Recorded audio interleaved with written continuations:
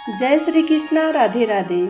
आज हम लोग सुनेंगे वैशाख मास महात्म्य का 27वां अध्याय। तो एक बार प्रेम से बोलिए कृष्ण भगवान की जय हो, विष्णु भगवान की जय हो। मैथिली कहने लगी कि वैशाख मास में कौन सी तिथियां अत्यंत पुण्य कारक हैं, उसमें क्या क्या दान करना चाहिए और किसने इनको प्रख्यात किया। तब श्रुतिदेव जी कहने लगे कि वैशाख मास की सब तिथियां अत्यंत उत्तम हैं। प्रत्येक तिथियों में किया गया दान कई गुना फल देने वाला है। संपूर्ण तीर्थ करने से जो फल प्राप्त होता है, वैसा ही फल एक एक तिथि में स्नान, दान, तप, होम, पूजन आदि से प्राप्त होता है। कथा श्रवण करने से तत्काल मुक्ति मिलती है। रोगी तथा पीड़ित भी इस कथा के श्रवण से कृतकृत्य हो जाते हैं। जो कोई बिना स्नान, दान इन दिनों को व्यतीत करता है, उसको गोवध, कृतघ्न, पितृघाती तथा आत्मघात का पाप लगता है। जल स्वाधीन है तथा शरीर भी स्वाधीन है, फिर स्नान में संकोच क्यों किया जाए। दरिद्री, धनवान, लंगड़ा, लूला, अंधा, नपुंसक, विधवा, स्त्री, बालक, युवा सभी को वैशाख मास का सेवन करना चाहिए। जो कोई नीच इस सुलभ धर्मों का पालन नहीं करता, उनको नरक का भागी होना पड़ता है।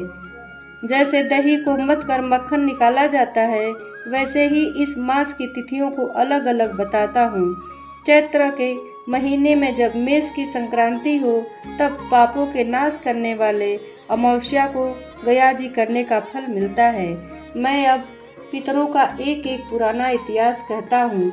जब पृथ्वी पर सावर्णी मनवंतर का राज्य था, 30वें कलयुग के अंत में जब सारे धर्म नष्ट हो गए, उस समय आनर्त देश में धर्मवर्ण नाम का एक ब्राह्मण हुआ। उसने घोर कलयुग में मनुष्यों को पापों में रत देखा। सब मनुष्य अपने वर्ण धर्मों से हीन हो गए। तब वह ब्राह्मण महात्माओं के सत्र यज्ञ देखने के लिए पुष्कर क्षेत्र गया। वहाँ पर ऋषि मुनि शास्त्रोनुकूल पुण्य कथाओं का वर्णन कर रहे थे। कोई कलयुग की प्रशंसा भी कर रहे थे कि सतयुग में भगवान 1 वर्ष की तपस्या से प्रसन्न होते थे, तो त्रेता में 1 मास और द्वापर में 1 पक्ष में, परंतु कलयुग में उसमें 10 गुना फल प्रभु के स्मरण से हो जाता है। कलयुग में थोड़ा सा पुण्य कर्म भी बहुत अधिक फल देता है।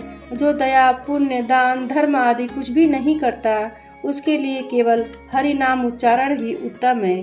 जो अकाल में दान करते हैं, वे वैकुंठ को जाते हैं। वहाँ पर जब यह प्रसंग हो रहा था, तो नारद जी एक हाथ में शिष्ण और दूसरे हाथ से जिह्वा पकड़कर उन्मत्त की तरह खूब हंसने व नाचने लगे।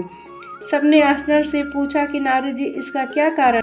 नारद जी ने उसी अवस्था में उत्तर दिया कि निःसंदेह कलयुग प्रशंसनीय है, क्योंकि केशव भगवान केवल स्मरण मात्र से ही प्रसन्न हो जाते हैं। तब भी मैं तुमसे कहता हूँ कि शिष्ण, इंद्रिय और जिह्वा को वश में करना अति कठिन है। जिसने इन दोनों को वश में कर लिया, वह साक्षात जनार्दन के तुल्य है।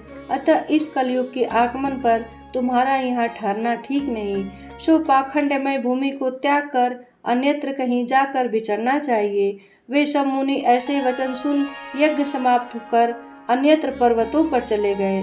धर्मवाणी भी यह सुन नैतिष्ठिक ब्रह्मचर्य व्रत धारण कर, छाल के वस्त्र पहन, कमंडलू हाथ में ले, जटा बढ़ा कलयुग के अत्याचारों को देखने लगे कि संपूर्ण मनुष्य जाति घोर पापों में लगी हुई है। ब्राह्मण, सन्यासी तथा शूद्र सभी पाखंडी हो गए हैं। इतनी श्री वैशाख मास महात्म्य 27वां अध्याय।